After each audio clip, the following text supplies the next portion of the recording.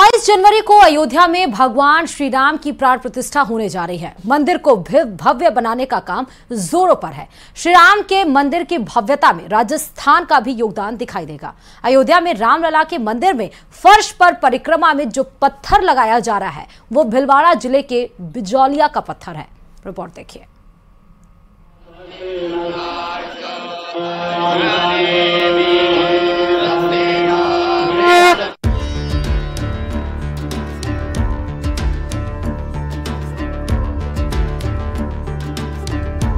सियावर रामचंद्र की, सियावर रामचंद्र की जय सिया राम।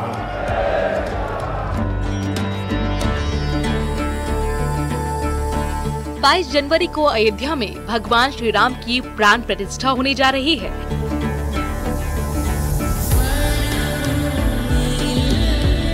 मंदिर को भव्य बनाने का काम जोरों पर है। श्री राम के मंदिर की भव्यता में राजस्थान का भी योगदान दिखाई देगा।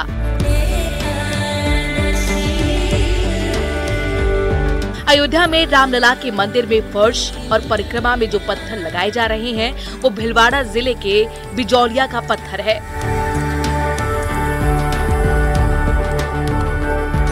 पांच शताब्दियों के लंबे इंतजार के बाद श्री राम के अपने भव्य मंदिर में विराजमान होने की शुभ घड़ी आने वाली है। राम मंदिर के निर्माण में देश के अलग अलग राज्यों से किसी न किसी रूप में योगदान दिया है।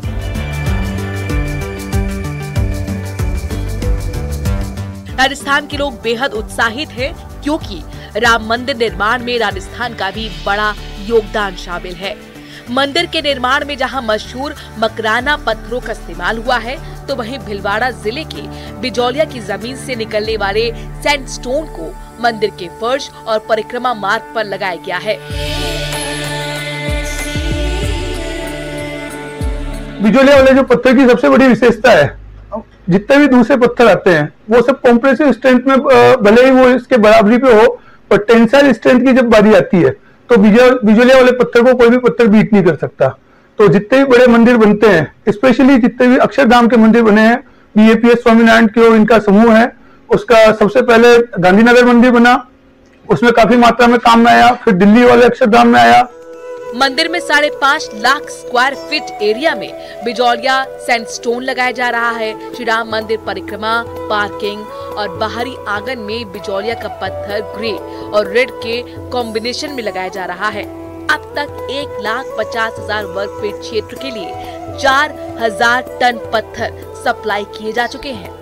ये ब्रिज कटर चला रहे हैं, कटिंग कर रहे हैं राम मंदिर के लिए। जो पत्थर कट के जा रहा है हमारे यहाँ से राम मंदिर के लिए जा रहा है। हमें बहुत अच्छा महसूस हो रहा है कि राम मंदिर की वजह से हम लोगों को रोजगार मुहैया हुआ है और रोजगार कर रहे हैं हम। हाँ, परिवार के साथ जाएंगे, यार दोस्तों के जाएंगे, बड़ी खुशी होगी हमारे लिए। तो हम बहुत अच्छा फील करेंगे कि हमारे हाथों से बनाया गया पत्थर भगवान राम के चरणों में लगा और वहाँ देख के हम बहुत खुश होंगे। भीलवाड़ा के बिजौलिया का पत्थर देश ही नहीं पूरी दुनिया में मशहूर है और उसकी वजह है कि राम मंदिर में लगने वाले बिजौलिया पत्थर की खासियत आपको बता रहे हैं। ये दूसरे पत्थरों के मुकाबले ज्यादा टिकाऊ होता है। मजबूत होने के साथ साथ इसके पानी सोखने की क्षमता भी अधिक है। इसके चलते इस मंदिर के लिए उपयुक्त इसे माना गया है।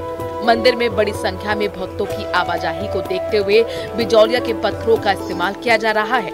न्यू जर्सी से लेकर देश के विभिन्न अक्षरधाम मंदिरों में भी इनका इस्तेमाल किया गया है। प्रभु राम के चरणों में पत्थर लगने के बाद, कॉरिडोर में पत्थर लगने के बाद लगातार जो खनन व्यवसायी है उनके पास इस पत्थर की डिमांड बढ़ती जा रही है और ऑर्डर आए जा रहे हैं। और ऐसा हो भी क्यों ना कहीं इस पत्थर को अब सैंडस्टोन की जगह राम पत्थर कहा जाने लगा है, क्योंकि राम मंदिर में ये पत्थर लगा है और राम मंदिर में इस पत्थर का सहयोग रहा है। बिलौड़ा वासी अपने आप को बहुत ही गौरवान्वित महसूस कर रहे हैं इस पत्थर को लगने के बाद। वीडियो जर्नलिस्ट अंकुर सनाटी के साथ राहुल कौशिक, न्यूज 18 बिलवाड़ा। अफसोस से जिस पल का था इंतजार वो खत्म होने वाला है, लेकिन उससे पहले भगवान राम में आस्था रखने वाले संगठन घर घर जाकर लोगों को अक्षत निमंत्रण दे रहे हैं ताकि प्राण प्रतिष्ठा के कार्यक्रम को यादगार बनाया जा सके। रिपोर्ट देखिए।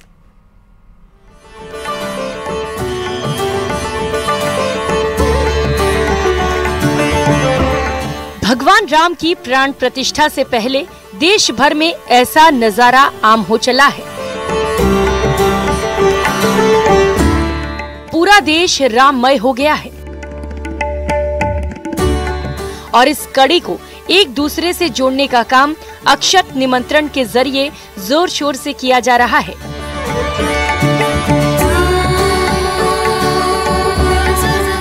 राम मंदिर प्राण प्रतिष्ठा कार्यक्रम के लिए अक्षत निमंत्रण महा अभियान को आगे बढ़ाने का काम हिंदूवादी संगठन कर रहे हैं,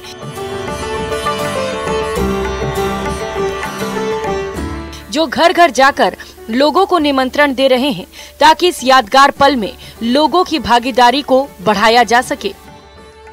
को हम लोग बिल्कुल वैसे ही घर डेकोरेट करेंगे जैसे अयोध्या में होगा, बिल्कुल आप देखिएगा। क्या क्या करने वाले हैं? लाइटिंग वगैरह, दीपक जलाएंगे। मंदिर में जाना है, भगवान की पूजा करनी है, दीपक जलाने हैं, अपने भगवान के राम के नाम जपने हैं, जपेंगे हम लोग सबको। अक्षत निमंत्रण के जरिए भगवान राम की भक्ति से ज्यादा लोगों को जोड़ने की कोशिश की जा रही है।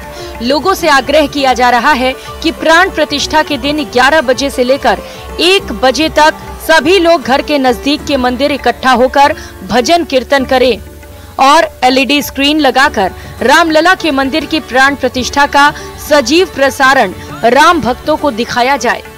तो हम सब लोग सबके घरों में जा रहे हैं, हर परिवार में जा रहे हैं और वहाँ पर उनको निमंत्रण दे रहे हैं कि मार्च तक जो अयोध्या में कार्यक्रम चलने वाला है उसमें आप अपने उचित समय निकाल करके अपने और वहाँ पर भगवान राम के दर्शन के आइए। और 22 जनवरी को जो प्राण प्रतिष्ठा है 11 बजे से 1 बजे तक वहाँ पर नरेंद्र भाई मोदी हमारे देश के प्रधानमंत्री उसके मुख्य यजमान रहेंगे। राम राज्य कैसा होता है आप देखिए हिंदुस्तान में आकर के, तो राम राज्य की ओर से प्रस्थान करेंगे और निश्चित रूप से जो मोदी जी भी है वो तीसरी बार प्रधानमंत्री बनेंगे निश्चित रूप से, और विश्व के अंदर भारत का हिंदुत्व का डंका बजेगा और जय जयकार होगी।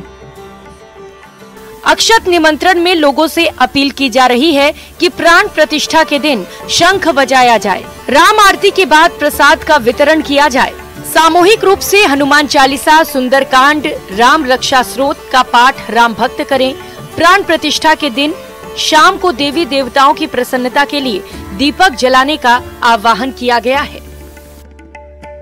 भगवान श्री राम के मंदिर की प्राण प्रतिष्ठा तो अयोध्या में होगी, मगर खुशियां देश और दुनिया में मनाई जाएंगी। जयपुर भी तैयार है और यहाँ भी तैयारियां कम नहीं है। स्वयंसेवक घर घर पहुंच रहे हैं, अक्षत निमंत्रण दे रहे हैं और खुशी के लम्हों में शरीक होने के लिए आमंत्रित कर रहे हैं। देखना है उस दिन सिर्फ अयोध्या ही नहीं, पूरे देश और दुनिया में भगवान श्री राम के जयकारों की गूंज सुनाई पड़ेगी। आखिर सदियों का संघर्ष अब जाकर साकार हो रहा है। कैमरा पर्सन दिलीप चेची के साथ बाबूलाल धायल, न्यूज़ 18 जयपुर। और वहीं रामलला की प्राण प्रतिष्ठा से पहले भक्ति के अलग अलग रूप देखने को मिल रहे हैं। कोटा में गुजरात के वडोदरा से 1100 किलोग्राम वजन का दीपक लेकर अरविंद भाई पटेल पहुंचे तो भक्तों का कौतूहल देखने को ही बन रहा था। हर कोई जय श्री राम के नारे लगा रहा था। रिपोर्ट देखिए।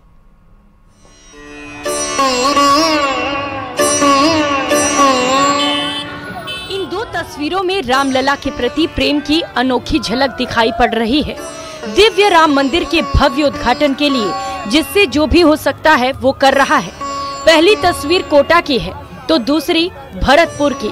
सबसे पहले बात करते हैं कोटा पहुंचे 1100 किलो के विशाल दीपक की, जिसे अयोध्या ले जाया जा रहा है।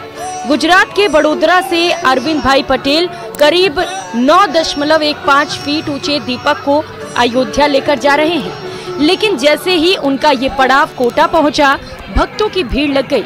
हर कोई जय श्री राम के नारे लगाता नजर आया। फूलों की वर्षा कर स्वागत किया गया। दिया मैं और मेरे परिवार से बनाया हुआ है। ये दिया का खासियत है 9.25 फुट ऊंचाई है, 1100 किलो का वजन का ये दिया हमने 1 महीने में तैयार किया है।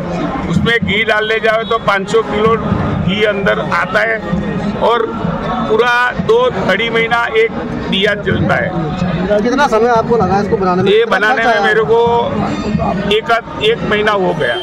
अरविंद भाई पटेल ने 2 दिन पहले अपनी यात्रा को वडोदरा से शुरू किया और रामलला की प्राण प्रतिष्ठा से पहले अयोध्या पहुंचना इनका मकसद है। विशाल दीपक बनाने में इन्हें करीब 1 महीने का वक्त लगा। इतना बड़ा दिया बनाने का ख्याल इन्हें वडोदरा में बनी 108 फीट लंबी अगरबत्ती के बारे में सुनने के बाद आया। 1100 किलो के दीपक को जलाने के लिए एक बार में 501 किलो घी की जरूरत पड़ती है और 15 किलो ऊन की बाती दीपक जलाने के लिए बनानी पड़ती है। राम राज्य यहाँ स्थापित हो, इसी कामना के साथ हम सभी भगवान राम की जो हमारी धार्मिक आस्थाओं और श्रद्धा के केंद्र बिंदु हैं, उनको याद करेंगे और उनके चरणों में उनकी शरण में हम सभी जाएंगे। 7 महीने में तैयार की गई वडोदरा के करशन भाई मारवाड़ की 108 फीट लंबी अगरबत्ती हो या फिर अरविंद भाई पटेल के जरिए तैयार किया गया करीब 10 फीट ऊंचा दिया हो, सभी इस बात को बयां कर रहे हैं कि रामलला के प्रति भक्तों की आस्था कितनी गहरी है। कोटा से न्यूज़ 18 राजस्थान के लिए हिमांशु मित्तल की रिपोर्ट।